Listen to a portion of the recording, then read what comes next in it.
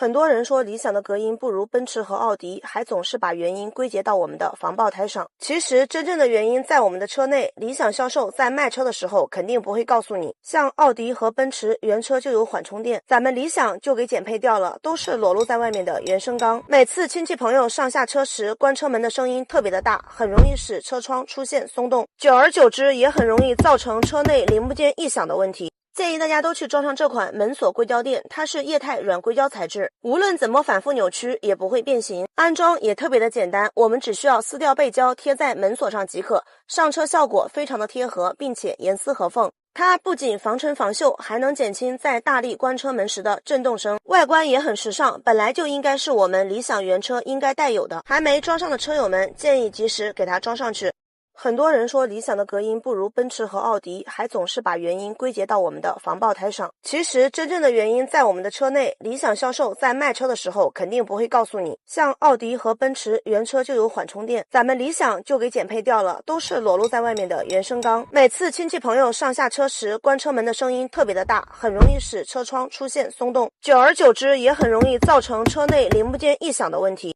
建议大家都去装上这款门锁硅胶垫，它是液态软硅胶材质，无论怎么反复扭曲也不会变形，安装也特别的简单，我们只需要撕掉背胶贴在门锁上即可，上车效果非常的贴合，并且严丝合缝。它不仅防尘防锈，还能减轻在大力关车门时的震动声，外观也很时尚，本来就应该是我们理想原车应该带有的。还没装上的车友们，建议及时给它装上去。